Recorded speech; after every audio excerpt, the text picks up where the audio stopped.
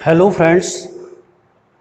आज अपन first unit के दूसरे चैप्टर को स्टार्ट कर रहे हैं बायोलॉजी में। और बेटा पाठ का नाम आपके सामने बोर्ड पे लिखा हुआ है, नर एवं मादा युग्मकोद्भिद की संरचना एवं विकास, male and female gametophyte structure and development. तो बेटा इसमें सबसे पहले अपन नर युग्मकोद्भिद के बारे में पढ़ेंगे। पर नर युग्मकोद्भिद के बारे में पढ़ने से पहले आपको परागकोश के बारे में, लघु बीजाणु जनन के बारे में, परागकणों की स्ट्रक्चर के बारे में सभी कुछ पढ़ना पड़ेगा, क्योंकि नर युग्मकोद्भिद का विकास परागकणों से ही होता है। अतः अपन को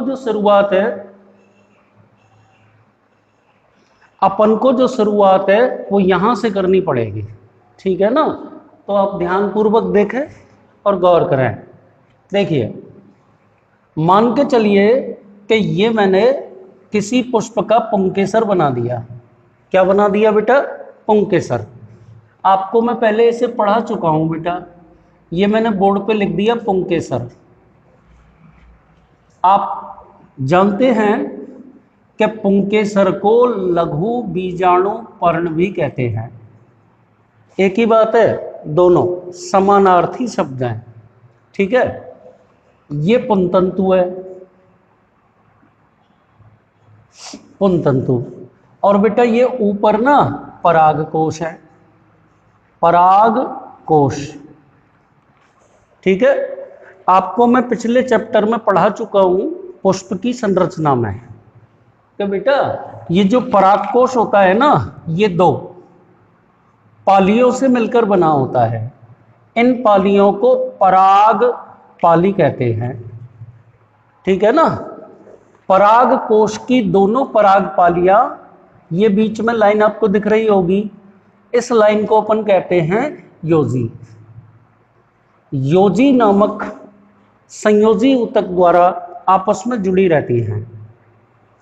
एक्चुअल में योजी ऊतक बंध्य होता है। कैसा होता है बेटा? बंध्य। ठीक है ना? अब आप थोड़ा सा आगे बढ़िए। देखो, आज अपन स्टार्ट करते हैं इस परागकोश की अनुप्रस्थ काट। गौर से कीजिए। देखो इधर, मान के चलिए ये मैंने आपके सामने पुंकेसर का परागकोश बना दिया। ये ऊपर वाला पूरा हिस्सा परागकोश है। प्लीज ध्यान से समझें। ठीक है? अब आगे चलिए। इसकी आंतरिक संरचना के अध्ययन हेतु आपको परागकोश की यूं अनुप्रस्थ काट काटनी पड़ेगी, टीएस। ठीक है ना? तो थोड़ा सा आप गौर करें। तो मान लीजिए ये परागकोश है, मान लीजिए, और इसको अपन यूं काट देते हैं। काट दिया, और काटने के बाद मैं बच्चों आपकी साइड में इसे कर रहा हूं। ठीक है ना? तो आपको ना ये स्ट्रक्चर कुछ इस प्रकार से दिखाई देगा। अभी थोड़ी देर बाद अपन इसका डायग्राम भी बनाएंगे। इस प्रकार से दिखाई देगा। ध्यान से देखो। आप जब परागकोश की अनुप्रस्थ काट काटेंगे तो आपको परागकोश की अनुप्रस्थ काट इस प्रकार से दिखाई देगी। ठीक है ना? ध्यान से समझना। देखो, ये बेटा बीच वाला जो भाग होगा, ये वाला जो सामान्य मृदुतकी कोशिकाओं से बना होता है, इस वाले भाग को अपन योजी कहेंगे। ठीक है ना? तो प्रत्येक परागकोश के अंदर बेटा एक परागपाली तो ये हो गई, ध्यान से सुनना, और बेटा दूसरी परागपाली ये हो गई। तो परागकोश की दोनों परागपालियां आप गौर कर सकते हैं, योजी नामक संयोजी ऊतक के द्वारा आपस में जुड़ी हुई हैं। ठीक है ना? एक परागपाली ये वाली, दूसरी परागपाली ये वाली। अब गौर करना, प्रत्येक परागपाली में देखो, ये पूरा जो एक साइड का हिसाब किताब है, इसको तो अपन बोलते हैं परागपाली, परागपाली, है ना? और प्रत्येक परागपाली बेटा दो, एक तो ये हिस्सा हो गया और एक ये हिस्सा हो गया। ऐसे ही बेटा इसमें भी और इसमें भी दो भाग हो गए।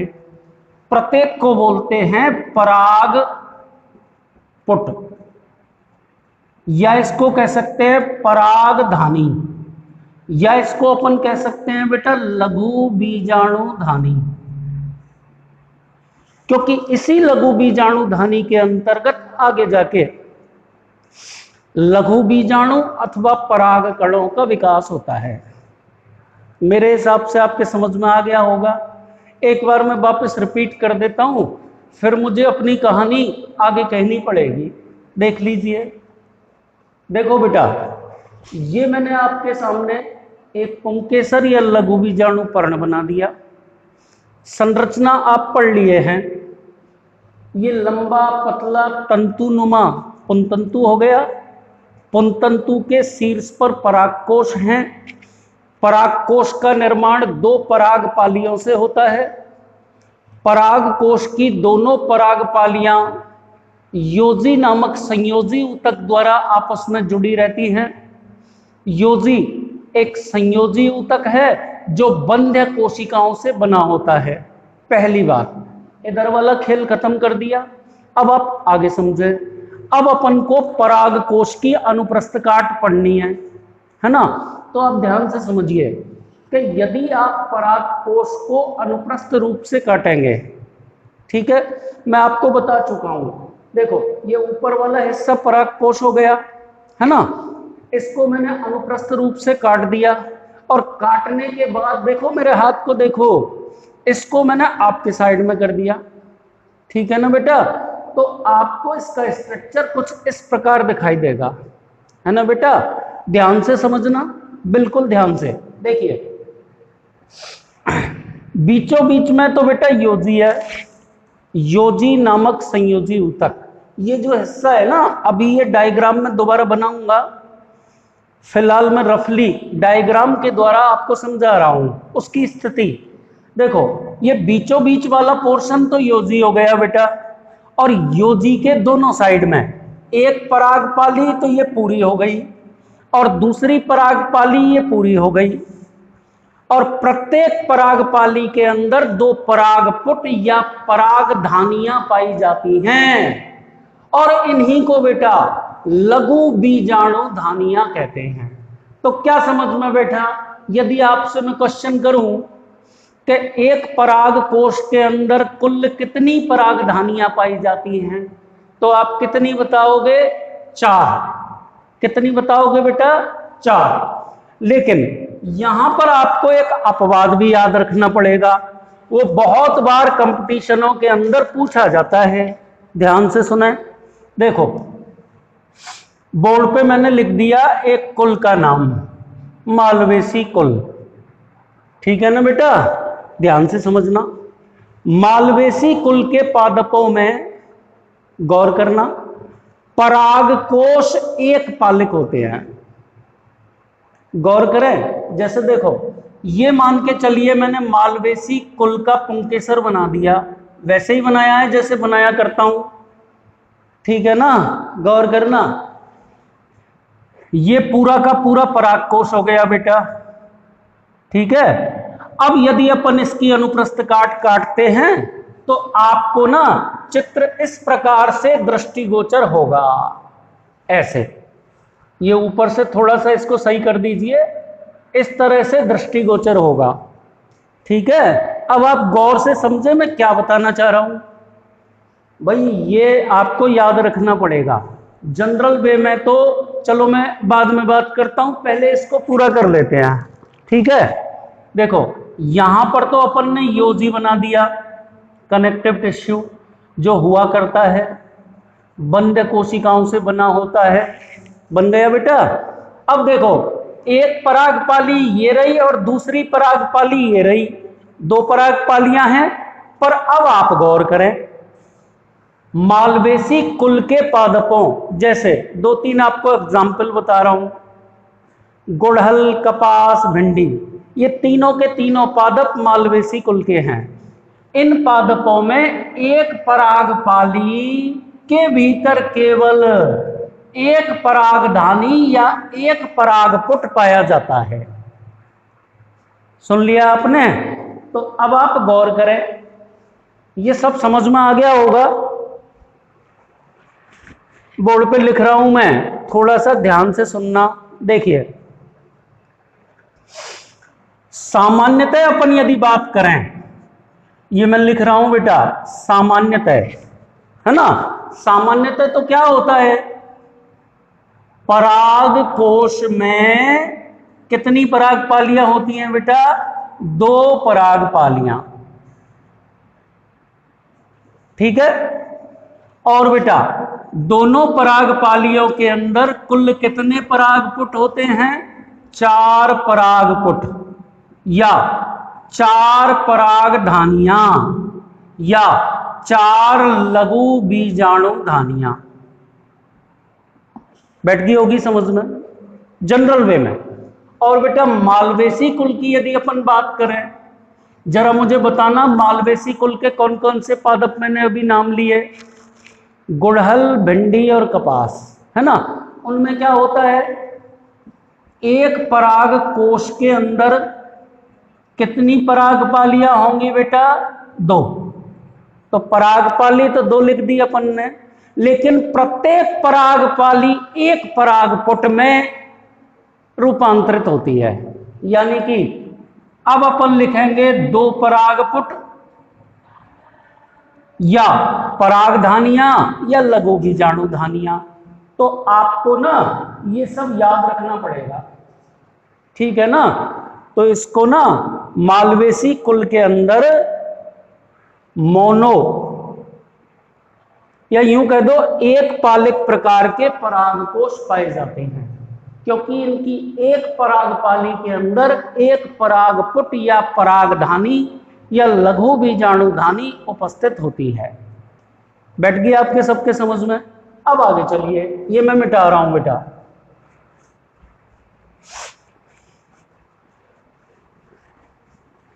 सभी ध्यान से सुनना, इंपॉर्टेंट टॉपिक चल रहा है, प्लीज देखिए। अब अपन पढ़ेंगे बेटा परागकोश का परिवर्धन।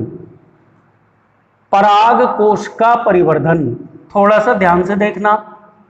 देखो बेटा, सामान्य अवस्था में क्या होता है? सामान्य अवस्था में या यूं कह दो प्रारंभिक अवस्था में, है ना, परागकोश अधिचर्मी कोशिकाओं के द्वारा घिरा रहता है। सबसे बाहर की ओर ये सामान्य मृदुतक से बनी अधिचर्मी कोशिकाएं हैं। केंद्रक भी होगा, सब में ही होता है। और बेटा इसके भीतर ना ये भ्रूणतक की कोशिकाएं पाई जाती हैं। भ्रूणतक की कोशिकाएं आप सब जानते हैं, सामान्य मृदुतक की कोशिकाएं होती हैं। और चूंकि ये एपिडर्मिस के ठीक नीचे हैं, अतः इन्हें अधस्त्वचीय कोशिकाएं भी कह सकते हैं, हाइपोडर्मल सेल्स, पूरी की पूरी। तो देखो बेटा मैंने क्या बोला, मैं दोबारा बोल रहा हूं। देखो ये तो एपिडर्मल कोशिकाएं हैं, एपिडर्मल सेल्स, और ये पूरी की पूरी बेटा हाइपोडर्मल सेल्स हैं, ठीक है ना। तो देखो जब परागकोश का परिवर्धन होना होता है तो एपिडर्मिस के ठीक नीचे उपस्थित कुछ हाइपोडर्मल कोशिकाएं आकार में अन्य कोशिकाओं की अपेक्षा बड़ी हो जाती हैं। ये बड़ी कोशिका बन गई, तो एटलीस्ट 4 बना दीजिए। गौर करना बेटा मैंने क्या बोला, कि जब परागकोश का परिवर्धन होना प्रारंभ होता है तो एपिडर्मिस के ठीक नीचे उपस्थित हाइपोडर्मिस की कुछ कोशिकाएं अन्य कोशिकाओं की अपेक्षा बड़े आकार की सघन जीव द्रव्य युक्त हो जाती हैं। इन कोशिकाओं को बेटा प्रप्सु कोशिका या इंग्लिश में यदि मैं बोलूं तो ऑर्किस्पोरियल सेल कहते हैं। ठीक है ना बेटा, ये परागकोश के परिवर्धन में महत्वपूर्ण रोल अदा करती है। ठीक है ना, तो ये जो अपन ने प्रपसु कोशिका बताई, ठीक है, इस प्रपसु कोशिका के अंदर प्रथम परिणत विभाजन होता है। गौर करना, प्रथम कौन सा विभाजन?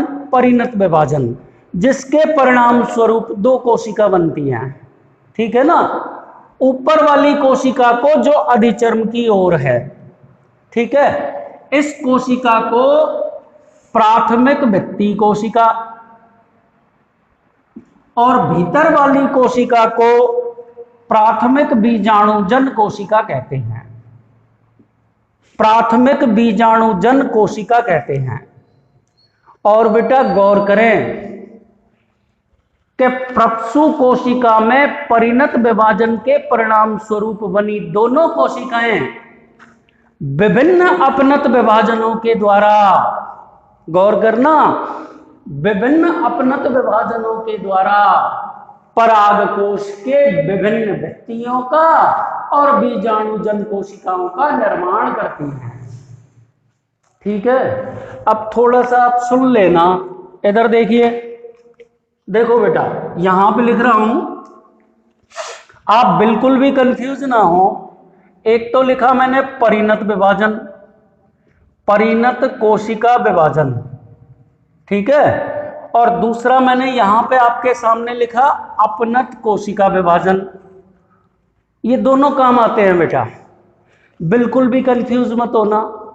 एक्चुअल में ये दोनों प्रकार के जो विभाजन हैं ये माइटोसिस के रूप हैं, समसूत्री विभाजन, या अपन यूं कह सकते हैं कि परिणत विभाजन और अपनत विभाजन दोनों समसूत्री विभाजन के प्रकार हैं, है ना। केवल कोशिकाओं के विभेदन में अंतर होता है। जैसे देखो कि भाई वो किस दिशा में काटी गई है।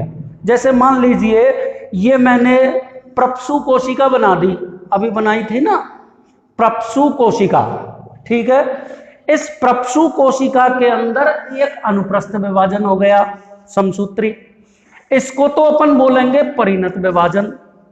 और इस परिणत विभाजन के कारण दो कोशिका बनेंगी बेटा। परिणत विभाजन के कारण कितनी कोशिका बनी? दो कोशिका। एक तो हो गई प्राथमिक भित्ति कोशिका और दूसरी हो गई प्राथमिक बीजाणुजन कोशिका। ठीक है ना। अब देखो विभिन्न अपनत विभाजनों के द्वारा, जैसे देखो प्राथमिक भित्ति कोशिका में तो अनेक अपनत विभाजन ही होंगे, यूं बनेगी, फिर ये दो कोशिका बन गई, फिर इन दोनों कोशिकाओं में एक बार पुनः अनुदैर्ध्य विभाजन हो जाएगा, तो एक कोशिका से कोशिकाओं की एक परत निर्मित हो जाएगी। और बेटा गौर करना कि विभाजन का ये प्रारूप भी समसूत्री ही है। कुल मिला के बात ये हुई कि बेटा परिणत विभाजन और अपनत विभाजन दोनों प्रकार के विभाजन समसूत्री प्रकार के विभाजन होते हैं। ठीक है ना। एक बार अब ध्यान से सुने, मैं रिपीट कर रहा हूं। देखिए प्रारंभिक अवस्था में परागकोश, प्रारंभिक अवस्था में परागकोश एपिडर्मल कोशिकाओं से घिरा रहता है, अधिचर्मी कोशिकाओं से। उसके ठीक नीचे उपस्थित कोशिकाओं के समूह को अधस्थ त्वचीय कोशिकाएं या हाइपोडर्मल सेल्स कहते हैं। ठीक है। परागकोश के परिवर्धन की प्रारंभिक अवस्था में हाइपोडर्मिस की कुछ कोशिकाएं आकार में अन्य कोशिकाओं की अपेक्षा बड़ी होकर प्रारंभिक आर्कीस्पोरियल सेल्स का निर्माण करती हैं। लिखा हुआ है बेटा आर्कीस्पोरियल सेल्स, या हिंदी में इनको बोलते हैं प्रपसु कोशिका। गौर करना, याद रखना पड़ेगा कि चूंकि यहां पर देखो इससे एक लघु बीजाणुधानी, इससे दूसरी, तीसरी, चौथी, यानी कि हाइपोडर्मल कोशिकाओं से एक से अधिक प्रकार की लघु बीजाणु धानियों या परागपुटों का विकास होता है। अतः इस प्रकार के डेवलपमेंट को यूस्पोरेंजिएट प्रकार का डेवलपमेंट कहते हैं। क्या नाम बोला बेटा मैंने? यूस्पोरेंजिएट। याद रखना पड़ेगा, ये नर युग्मकोद्भिद के अंतर्गत ही आता है। आगे चलिए, देखो ये थोड़ा सा मैं मिटा रहा हूं, संक्षेप में लिखूंगा। एक बार मैं आपको दोबारा ये तो बता ही देता हूं, बिल्कुल भी कंफ्यूज मत होना, थोड़ा सा सुन लेना, फिर अपन इसकी संरचना पढ़ेंगे। देखो, परिणत विभाजन और अपनत विभाजन। अपनत विभाजन, ये दोनों प्रकार के विभाजन वास्तव में कौन से विभाजन हैं बेटा? समसूत्री विभाजन है। समसूत्री विभाजन को अंग्रेजी में क्या बोलते हैं बेटा? माइटोसिस। ठीक है ना, मीन्स दोनों प्रकार के विभाजन समसूत्री विभाजन है। ठीक है,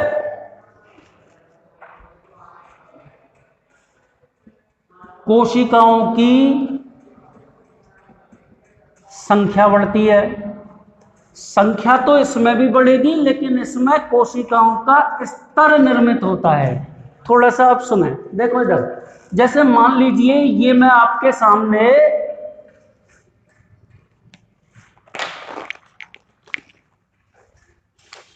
मान लीजिए आपके सामने मैंने एक आर्किस्पोरियल सेल बना दी, प्रपसु कोशिका। ठीक है, अब सुनिए आप, सिंगल कोशिका है जिसका विकास हाइपोडर्मिस की किसी कोशिका के आकार में बढ़ने से हुआ है। इसका केंद्रक अपेक्षाकृत बड़ा होता है, जीव द्रव्य अपेक्षाकृत सघन होता है। ये मैंने इसका केंद्रक बना दिया। अब आप सोचो कि इसमें प्रारंभिक विभाजन परिणत होगा। आपको बता चुका हूं, परिणत किस प्रकार का विभाजन है? समसूत्री। तो बेटा ये अनुप्रस्थ विभाजित हो जाएगी कोशिका, तो इससे ना ये दो कोशिका बन जाएंगी। ठीक है ना, आपको अभी थोड़ी देर पहले मैंने बताया था। इसको तो बोलते हैं प्राथमिक भित्ति कोशिका, लिख देता हूं।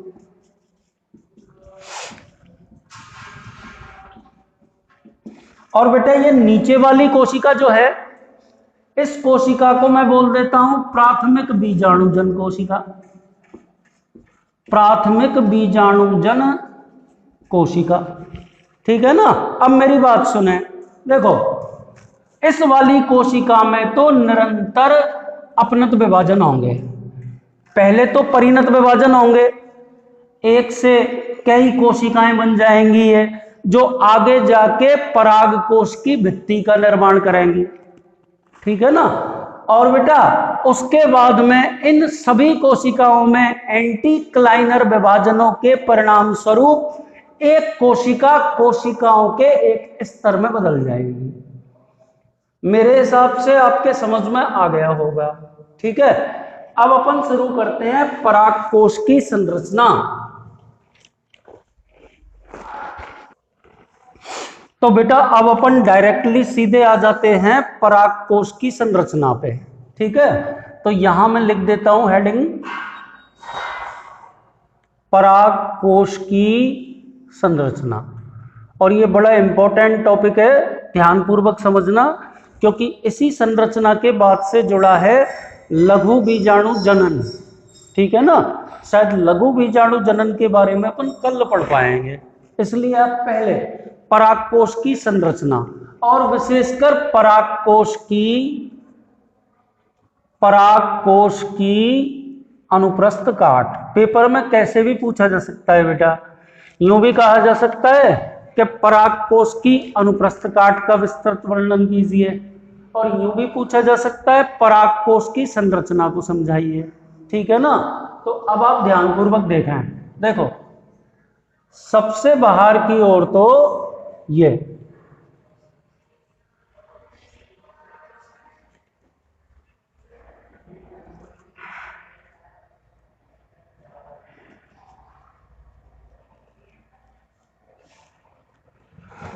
ये मैंने आउट फिगर खींच दिया। एक्चुअल में सबसे बाहर की ओर सामान्य मृदुतकी कोशिकाओं से बनी इकहरी एपिडर्मिस उपस्थित होती है। अभी मैं नाम लिखूंगा बेटा, ये मैं अधिचर्म बना रहा हूं। इस स्तर की कोशिकाएं स्पर्श रेखीय भित्तियों पर चपटी और दीर्घित होती हैं कुछ, या सिंपली आप तो इतना ही याद कर लें।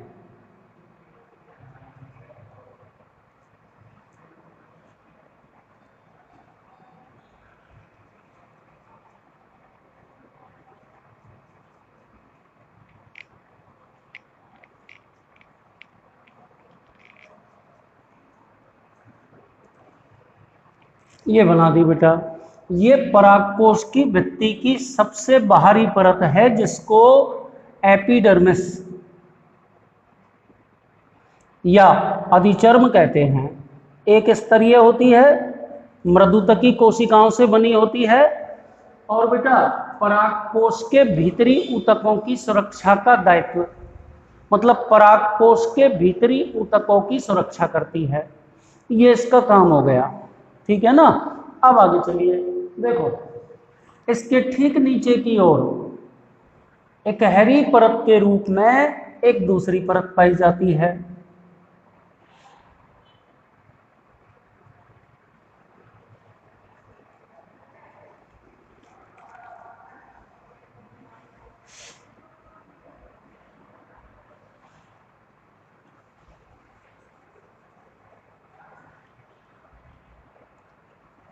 ये दूसरी परत बना दी बेटा। थोड़ा सा इसको यूं करके डार्क कर लेंगे, ऐसे, है ना। इस दूसरी परत को एंडोथीशियम कहते हैं, अंतस्थीशियम, ठीक है ना। इस परत की कोशिकाओं में अल्फा सेल्यूलोज का रेशेदार स्थूलन पाया जाता है। यहां मैं कोष्टक में लिख रहा हूं, अल्फा सेल्यूलोज का रेशेदार स्थूलन। एक्चुअल में अल्फा सेल्यूलोज का रेशेदार स्थूलन इनकी भीतरी और स्पर्श रेखीय भित्तियों पर होता है। थोड़ा सा गौर करें, जैसे मान के चलिए ये मैंने कोई कोशिका बना रखी है, इस कोशिका की भीतरी भित्ति और स्पर्श रेखीय भित्ति, चलो मैं यहाँ पे अलग से समझाता हूँ। जैसे देखो ये मैंने एक एंडोथीशियम की कोशिका बना दी, है ना। इसके बाहर ये एपिडर्मिस की कोशिका है। देखो मैं लिख देता हूँ ताकि आप भूले नहीं, एपिडर्मिस की कोशिका है ये तो, और ये बेटा एंडोथीशियम की कोशिका है, ठीक है ना। अब सुनो, इसकी ये स्पर्श रेखीय भित्ति तो ये हो गई, बगल वाली हो गई कि नहीं, और आंतरिक भित्ति ये हो गई। तो इन पर रेशेदार स्थूलन पाया जाता है, ठीक है ना। किसका बना होता है? अल्फा सेल्यूलोज का। बैठ गया आपके समझ में। और सुने, ये जो स्थूलन होता है ये आर्द्रता ग्राही प्रकृति का होता है। तो जब शुष्क परिस्थितियां आती हैं तो इस स्तर की कोशिकाएं तनाव महसूस करती हैं। शुष्क परिस्थितियों में तनाव महसूस करती हैं एंडोथीशियम की कोशिकाएं, और इन्हीं कोशिकाओं के कारण परागकोश का स्फुटन होता है। तो आपको बेटा ये याद रखना पड़ेगा, कई बार कंपटीशनों में ये छोटा प्रश्न आ चुका है कि परागकोश के स्फुटन में परागकोश की कौन सी भित्ति सहायक है, तो वो ना एंडोथीशियम है। बैठ गई होगी आपके समझ में। आगे चलिए बेटा, देखो ये फिलहाल मैं जगह छोड़ रहा हूं, आपको भी ऐसे ही छोड़नी है, क्योंकि मुझे अभी एक परत और बनानी है, ठीक है ना। सब बोर्ड पर देखो, एक बार मैं दोबारा रिपीट कर दूंगा, पर फिलहाल देखिए। अब ये मैं मध्य परतें बना रहा हूं, 1 से 3 परतें होती हैं, 2 भी हो सकती हैं, 3 भी हो सकती हैं। देखो बेटा ये सब मध्य परतें बन रही हैं। अभी थोड़ा सा मैं बना देता हूं, फिर आपको मैं इसे समझाऊंगा। ये 2 से 3 परतें हैं, परिपक्व अवस्था में या परिपक्व परागकोश में ये प्राय नष्ट हो जाती हैं। ठीक है ना, इनका मैं नाम लिख देता हूं। ये मध्य परतें हो गई, मध्य परतें, और इनकी संख्या 1 से 3 परत। ये केवल एक परत होती है, ये केवल एक परत होती है, ये 1 से 3 परत होती है। ठीक है ना, आगे चलिए देखो। और ये परागकोश की भित्ति की सबसे भीतरी परत है, ये जो मैं चारों साइड बना रहा हूं, परागकोश की भित्ति की सबसे भीतरी परत। ऐसे ही इसमें ये बना दी, सब में ही बनानी है बेटा। अत्यंत संवेदी होती है, परागकोश की भित्ति की भीतरी परत है। इस परत की कोशिकाएं लघु बीजाणुओं को पोषण प्रदान करती हैं। बहुकेंद्र की होती है, बहुगुणित होती हैं ये कोशिकाएं, और ये परागकोश की भित्ति की सबसे भीतरी परत हो गई बेटा। ठीक है ना, तो ये मैं नंबर 4 करके लिख देता हूं। क्या नाम बताया था मैंने इसका? टैपीटम। ठीक, अब एक बार आप सभी बच्चे परागकोश की भित्ति की चारों परतों के बारे में सुने। देखिए मैं वापस से बोल रहा हूं ऊपर से, क्योंकि अब मुझे ज्यादा नहीं समझाना, केवल ये बीच वाले ऊतकों के बारे में बनाना है और समझाना है, तो आप ध्यान से सुना है। देखिए परागकोश की अनुप्रस्थ काट में उसकी संरचना का अध्ययन स्पष्ट रूप से किया जा सकता है। परागकोश की संरचना का अध्ययन 2 बिंदुओं के अंतर्गत कर सकते हैं। कौन कौन से 2 बिंदु बेटा? एक तो अपन पढ़ेंगे इसमें भित्तीय परतें, भित्तीय परतें, और बेटा दूसरा इसमें अपन कौन सा पढ़ेंगे? बीजाणुजन ऊतक। ये 2 पढ़ेंगे। तो पहले अपन भित्तीय परतों के बारे में पढ़ रहे हैं, तो सब ध्यान से सुने। देखो चित्र को भी गौर करना। परागकोश के सबसे बाहर की ओर सामान्य मृदुतकी कोशिकाओं से बनी एक गहरी परत के रूप में एपिडर्मिस पाई जाती है, अधिचर्म। इस परत की कोशिकाएं दीर्घित और चपटी होती हैं। परागकोश की अधिचर्म के द्वारा परागकोश के आंतरिक ऊतकों की सुरक्षा की जाती है। दूसरी परत अपन पढ़ेंगे अंतःस्थीशियम, यानी कि एंडोथीशियम। क्या बोलेंगे आप इसमें? अधिचर्म के ठीक नीचे की ओर एक स्तरीय परत के रूप में एंडोथीशियम अथवा अंतःस्थीशियम पाई जाती है। ठीक है, आगे चलिए। इंपॉर्टेंट बात, इस परत की कोशिकाओं में अल्फा सेल्यूलोज का रेशेमय स्थूलन पाया जाता है। एक्चुअल में अल्फा सेल्यूलोज की रेशेदार पट्टिकाएं होती हैं यू शेप, क्योंकि अल्फा सेल्यूलोज का जो स्थूलन पाया जाता है वो इस परत की कोशिकाओं की भीतरी और स्पर्श रेखीय भित्तियों पर होता है। समझा चुका हूं? ठीक है, आगे चलिए बेटा। एक और बात कहनी है, इस स्तर की कोशिकाएं हाइड्रोस्कोपिक जल स्नेही प्रकृति की होती हैं, अतः शुष्क अवस्था में ये तनाव महसूस करती हैं तथा परागकोश के स्फुटन में मदद करती हैं। याद रखना पड़ेगा। छोटे प्रश्न 2 यहीं पे सुनिए आप। एक तो आपको यह बताना पड़ेगा कि परागकोश की कौन सी भित्ति की कोशिकाएं परागकोश के स्फुटन में सहायक होती हैं, तो दिस इज एंडोथीशियम। और दूसरी बात, एंडोथीशियम की कोशिकाओं में अल्फा सेल्यूलोज का पट्टीनुमा यू शेप स्थूलन पाया जाता है, रेशेदार। याद रखना पड़ेगा। उसके बाद अपन आते हैं तीसरे नंबर के स्तर पर। क्या नाम लिखा है बेटा? मध्य परतें। क्या नाम लिखा है? मध्य परतें। तो मध्य परतें अंतस्थीसियम के ठीक नीचे 1 से 3 परतें पाई जाती हैं। सुन लिया? परिपक्व परागकोश की भित्ति में मध्य परतें प्राय नष्ट हो जाती हैं। ठीक है ना? कई बार इस परत की कोशिकाएं लघु बीजाणु जनन के समय लघु बीजाणुओं के पोषण में खप जाती हैं।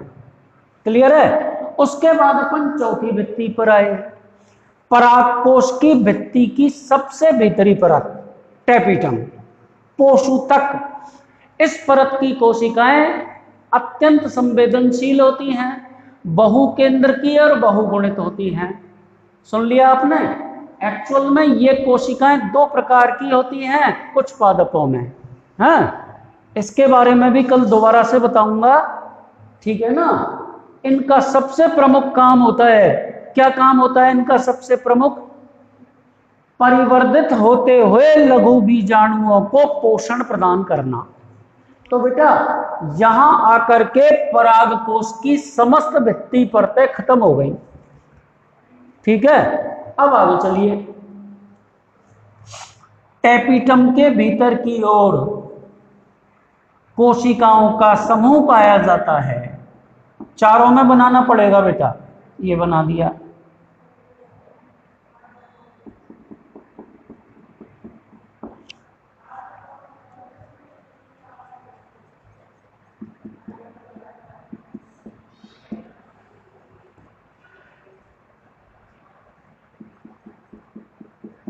बन गया बेटा?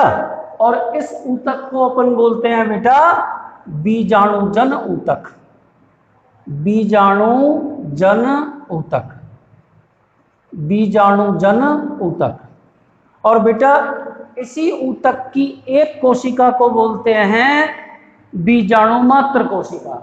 देखो ये तो पूरा ऊतक है, एक सेल को अपन क्या बोलेंगे? लघु बीजाणु मात्र कोशिका, या इसका दूसरा नाम पराग मात्र कोशिका। पराग मात्र कोशिका। और ये कोशिका कैसी होती है बेटा? द्विगुणित।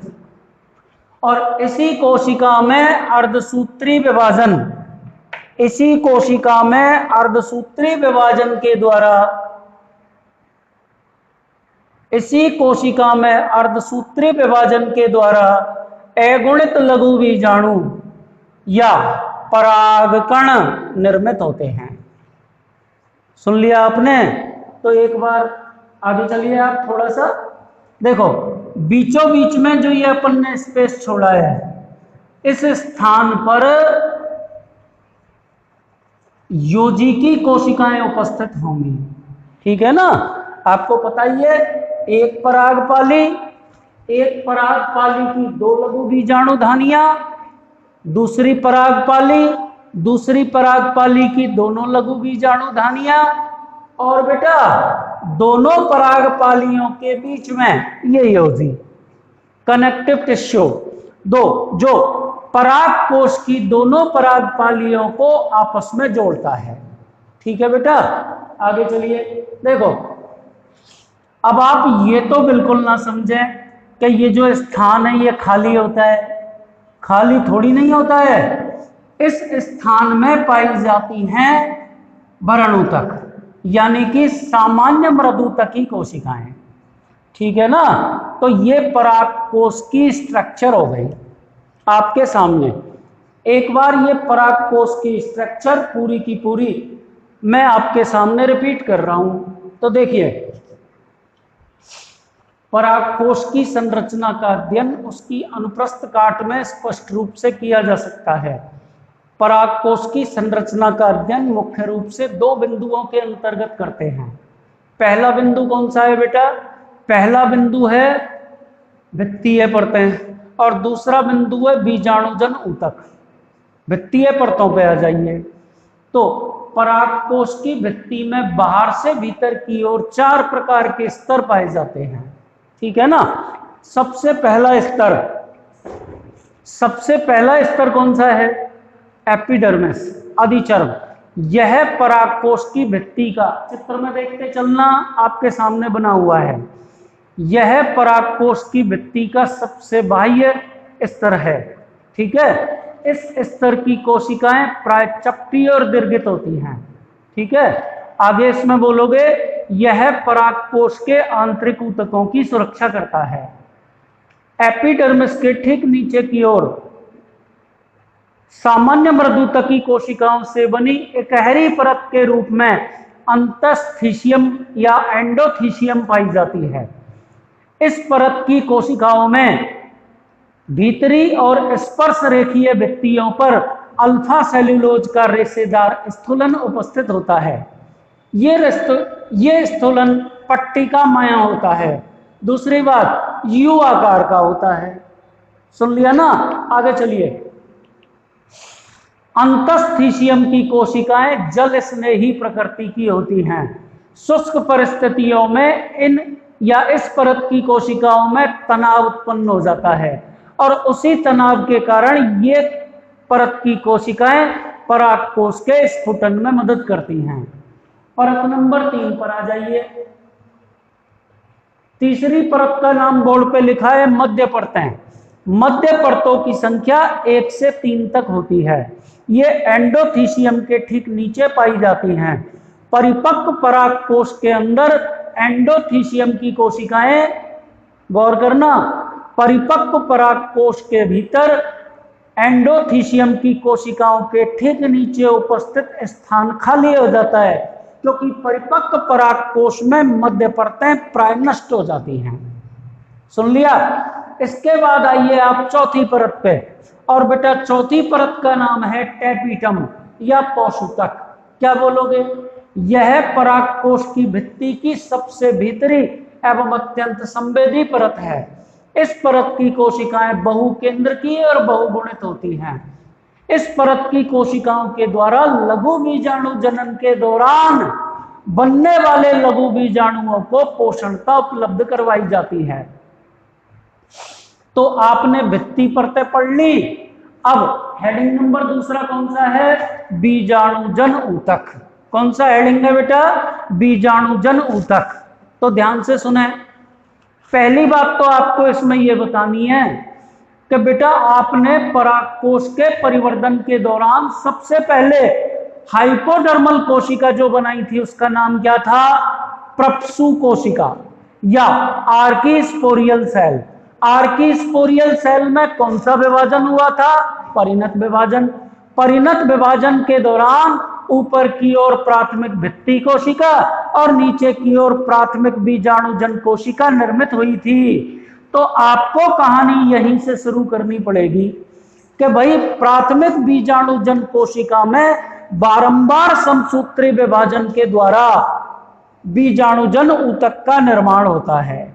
या आप यूं कह सकते हैं कि परागकोश की व्यक्ति द्वारा घिरे हुए ऊतकों को बीजाणुजन ऊतक कहते हैं। बीजाणुजन ऊतक की प्रत्येक कोशिका बीजाणु मात्र कोशिका कहलाती है। बीजाणु मात्र कोशिका में अर्धसूत्री विभाजन के द्वारा लघु बीजाणु अथवा परागकणों का निर्माण होता है। ठीक है ना? लघु बीजाणु अथवा परागकण बनते हैं।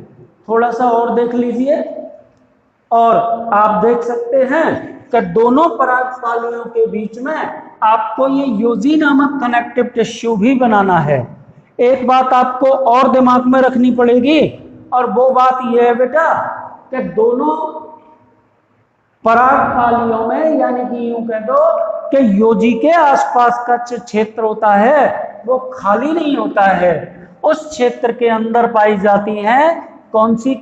सामान्य भरण ऊतक की, सामान्य मृदुतकी कोशिकाएं। तो बेटा ये परागकोश की संरचना हो गई। ठीक है ना?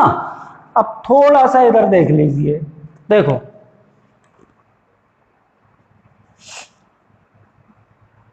बीजाणुजन ऊतक। बीजाणुजन ऊतक की एक कोशिका को लघु बीजाणु मात्र कोशिका, या पराग मात्र कोशिका।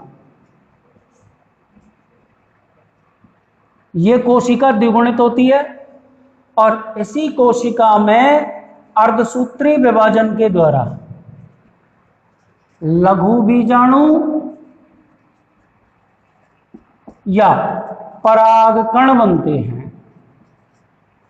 ये संपूर्ण प्रक्रिया कहलाती है बेटा लघु बीजाणु जनन। क्या कहलाती है? लघु बीजाणु जनन। एक बार आप इसकी परिभाषा सुन लीजिए, बोर्ड पे संक्षेप में लिखी हुई है, मैं इसे विस्तार से बता देता हूं। लघु बीजाणु मात्र कोशिका या पराग मात्र कोशिका में अर्धसूत्री विभाजन के द्वारा लघु बीजाणु या परागकण बनने की क्रिया क्या कहलाती है? लघु बीजाणु जनन। ठीक है, एक छोटी सी बात आप इसमें और सीख लें कि एक लघु बीजाणु मात्र कोशिका में अर्धसूत्री विभाजन के लिए अर्धसूत्री विभाजन के द्वारा 4 अगुणित लघु बीजाणु बनते हैं। कितने लघु बीजाणु बनते हैं? 4। तो अब यहां पर आपसे मैं एक छोटा सा प्रश्न पूछता हूं कि 100 लघु बीजाणु अथवा परागकण बनाने के लिए कितनी लघु बीजाणु मात्र कोशिका या पराग मात्र कोशिकाएं आवश्यक होंगी? तो आप कितनी बता देंगे? 25। क्यों बता देंगे? क्योंकि एक लघु बीजाणु मात्र कोशिका से कितने लघु बीजाणु बनते हैं? 4। ठीक है ना? तो एक लघु बीजाणु मात्र कोशिका से 4 लघु बीजाणु बनते हैं। तो 100 लघु बीजाणु बनाने के लिए कुल 25 अर्धसूत्री विभाजन होंगे और 25 ही आवश्यक होंगी। क्या? लघु बीजाणु मात्र कोशिका या पराग मात्र कोशिका। समझी? ठीक है ना? अब यहां से आगे अपन कल देखेंगे लघु बीजाणु जनन, ये सब कल की क्लास।